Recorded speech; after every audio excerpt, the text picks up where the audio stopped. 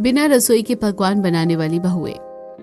नंदिता गृह प्रवेश के लिए दरवाजे पर खड़ी है। आशा आरती उतारकर उससे कहती है, आओ छोटी बहू, घर में तुम्हारा स्वागत है। आज मेरा पूरा परिवार हो गया।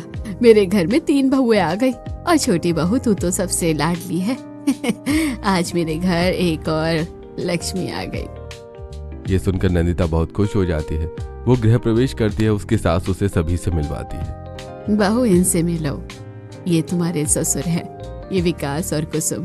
ये तुम्हारे बड़े जेठ और जेठानी हैं, और ये तुम्हारे छोटे जेठ और जेठानी आकाश और शिवानी। दादी, हमें भी तो मिलवाओ ना, आप तो भूल ही गई। हाँ बच्चों, मैं तुम्हें बिल्कुल नहीं भूली हूँ। ये है हमारे घर के 2 शैतान बच्चे, किशन और नैना। नंदिता सभी से मिलती है और बातें करती है। उसके बाद नंदिता अपने कमरे में चली जाती है।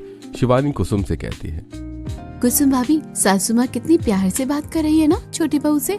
हम आए थे तो हमसे भी इतने ही प्यार से बात कर रही थी। उसके बाद जो हमसे इतना सारा काम करवाया।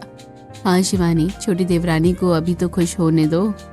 उसे भी बाद में पता चलेगा कि यहाँ कितना काम करना पड़ता है। बातें करने के बाद कुसुम और शिवानी भी अपने कमरे में चली जाती हैं। अगले दिन सुबह नंदिता तैयार होकर अपनी सास के पास आती है और कहती है, माँ जी, आज मेरी पहली रसोई की रस्म है। बताइए मैं अपनी पहली रसोई की रस्म में क्या बनाऊं? बहू, तुझे जो आता है तू बना ले। हाँ, लेकिन थोड़ा ज्यादा बनाना। वैसे भी तू नई बहू है तो तेरे हाथ का खाना तो मोहल्ले पड़ोस वाले भी खाएंगे। मैं तो सुबह ही उनको निमंत्रण दे आई हूँ। जरा उन्हें भी तो पता चले कि हमारी बहू कितना अच्छा खाना बनाती है। जी माँ जी, इतने सारे लोगों का खाना मैं अकेली कैसे बनाऊंगी? उसके बाद नंदिता रसोई में जाती है तो देखती है कि रसोई काफी छोटी है। ये देखकर नंदिता मन में सोचती है, नंदिता, लाओ मैं सब्जियां काट कर तुम्हें दे देती हूँ, और मैं ऐसा करती हूँ कि मैं आटा गूंथ देती हूँ। भाभी, आप दोनों कितनी अच्छी हो ना। आपकी सहायता के लिए धन्यवाद। अब सभी लोग अपने अपने काम में लग जाते हैं। कुसुम सब्जियां काटने लगती है तो वहीं शिवानी आटा गूंथने लगती है और नंदिता सूजी निकाल कर भूनने लगती है। लेकिन रसोई छोटी होने की वजह से तीनों को अच्छी तरह काम करते नहीं बनता और काम करते समय तीनों आपस में टकराती हैं। टकराने की वजह से सारा दूध गिर जाता है और ये देखकर आशा कहती है, अरे तुम लोग कैसे काम कर रही हो? सारी रसोई बिखरा रखी है और दूध भी गिरा दिया। माँ जी, रसोई बहुत छोटी है। इस रसोई में 3 लोगों का काम करना बड़ा ही मुश्किल है। अरे बहू, रसोई छोटी है तो क्या हुआ? जीवन में सब कुछ अपनी पसंद का तो नहीं मिल सकता ना। जो भी है खाना तो यही बनाना पड़ेगा। अब जल्दी करो, मेहमान आते ही होंगे। आशा ऐसा कहकर वहां से चली जाती है। अब जैसे तैसे नंदिता अपनी तीनों जिठानियों के साथ खाना बना लेती है और सभी मेहमानों को परोस देती है। सभी लोग खाना खाकर खाने की बहुत तारीफ करते हैं। आशा अपनी तीनों बहुओं की तारीफ सुनकर बहुत खुश हो जाती है। खाना खाकर नंदिता को नेक देते हैं और फिर अपने अपने घर चले जाते हैं। अगले दिन नंदिता जब सोकर उठती है तो अपनी सास के पास जाकर कहती है, माँ जी बताइए आज खाने में क्या बनाना है? मैं जाकर बना देती हूँ।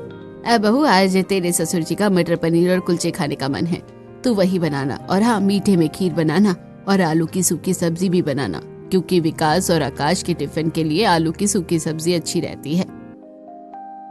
और बहू, आज हमारे पड़ोसी शर्मा जी अपनी पत्नी और बच्चों के साथ हमारे यहाँ खाने पर आने वाले हैं, तो खाना थोड़ा ज्यादा ही बनाना। सारी बातें सुनकर नंदिता मन ही मन सोचती है, और भाभी मेरे टिफिन में भी ज्यादा खाना रखना, क्योंकि मेरी सहेलियों को आपके हाथ का खाना बहुत अच्छा लगता है। मैं तो कॉलेज में ज्यादा खाना लेकर जाऊंगी। इतना सारा खाना क्या मुझे अकेले ही बनाना पड़ेगा? नंदिता ये सोच ही रही थी कि तभी उसे परेशान देखकर आशा कहती है, तेरी दोनों जेठानियां भी रसोई में आती ही होंगी खाना बनाने के लिए, तू तो उनकी हेल्प ले लेना। लेकिन माँ जी, रसोई तो बहुत छोटी है और इतनी छोटी रसोई में हम तीनों देवरानी जेठानियां एक साथ काम नहीं कर पाती हैं, और करती भी हैं तो बड़ी ही दिक्कत होती है। अब बहू, हमारे यहाँ रसोई तो वही है और उसी में ही खाना बनाना पड़ेगा। अगर तू इतना सारा खाना एक साथ अकेली बना सकती है तो फिर तू अकेली बना ले, और अगर तुझे जेठानियों की मदद लेनी है तो तुझे थोड़ा एडजस्ट तो करना ही होगा।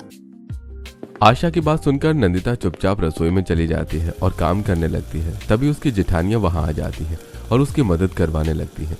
लेकिन रसोई छोटी होने की वजह से तीनों एक दूसरे से टकराती, चीजें गिरकर टूट जाती। ऐसी